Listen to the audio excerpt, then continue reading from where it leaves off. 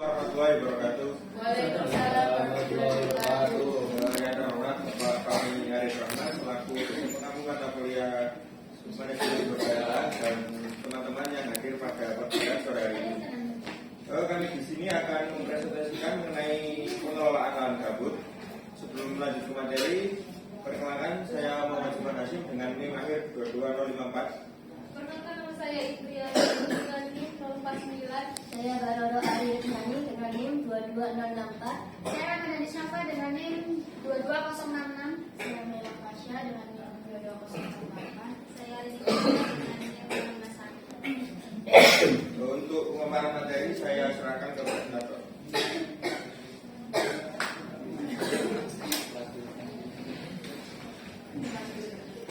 Latar belakang luas gambut Indonesia mencapai 1 juta hektar yang tersebar di Pulau Sumatera, Kalimantan, Papua, dan yang lainnya.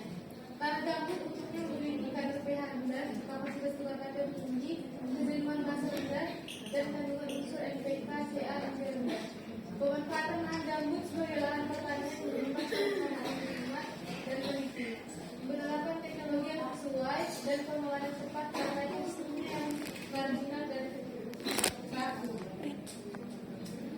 Pengertian lahan gambut. Lahan gambut merupakan lahan hasil akumulasi timbunan bahan organik yang berasal dari pelapukan vegetasi yang tumbuh di sekitar dan terbentuk secara alami dalam jangka waktu yang lama. Kandungan bahan organik lahan gambut yaitu sekitar 18% dan tebalnya lebih dari 50 cm. Kemudian ada faktor keberhasilan pengelolaan lahan gambut. Faktor yang menentukan keberhasilannya ada satu, pengelolaan air, di mana ini untuk mengatur, mengendalikan, dan tetap memanfaatkan sumber daya air secara optimal. Yang kedua ada kedalaman muka air tanah. Kedalaman muka air tanah tidak boleh terlalu dalam supaya lahan gambut tidak mengalami kekeringan, dan juga tidak boleh terlalu dangkal agar tanaman tidak tergenang. Selanjutnya ada pertama yakni mengalami penurunan muka air tanah atau subsidence. Kedua, memiliki daya dukung rendah terhadap tekanan. Yang ketiga, memiliki kandungan unsur hara rendah dikarenakan lahan gambut ini terbentuk dari proses pedogenik sehingga menyebabkan unsur hara pada lahan gambut sendiri itu rendah. Selanjutnya, jumlah mikroorganisme terbatas. Dikarenakan lahan gambut ini kurang oksigen di dalamnya sini, itu makanya menyebabkan mikroorganisme yang terdapat pada dalam tanah lahan gambut itu rendah. Terus tingkat keasaman sekitar 3-4 yang artinya lahan gambut termasuk tanah yang masam. Terus memiliki tingkat ketebalan yang berbeda-beda. Eutrofik dengan ketebalan 50 sampai 100 mm, mesotrofik 100 sampai 200, oligotrofik 200 sampai 300, dan sangat dalam. Untuk sangat dalam ini lebih dari 300. Selanjutnya yaitu pengendalian lahan gambut. Yang pertama adalah pengolahan air, terdiri dari drainase, irigasi, dan penggenangan. Drainase sendiri yang baik pada pertanian gambut, yaitu dengan mempertahankan batas air dan juga tidak merugikan tanaman, terutama pada hasil. Irigasi dilakukan pada tanaman agar tetap memperoleh pasokan air sehingga tidak terjadi kekurangan air.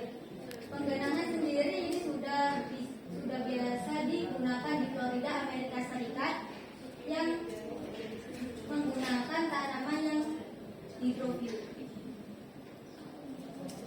Pengelolaan tanah. Yang pertama yaitu pembakaran biomasa. Pembakaran biomasa dilakukan dengan cara lokalisasi, yaitu dengan cara penambahan tanah liat setinggi 20 cm dengan lebar saluran 30 cm. Penambahan unsur hara dan amandemen tanah. Penambahan unsur hara yang ditambahkan yaitu unsur hara anorganik dan organik. Untuk anorganik sendiri dengan menambahkan pupuk NPK, CAMG, sedangkan untuk pupuk organiknya bisa menggunakan pupuk kandang ayam ataupun pupuk kandang sapi. Penambahan amandemen tanah seperti abu yang tadinya dibakar pada pembakaran biomasa. Oke, selanjutnya akan saya bacakan kesimpulan. Dan gambut merupakan salah satu lahan yang memiliki luasan lahan yang sangat luas.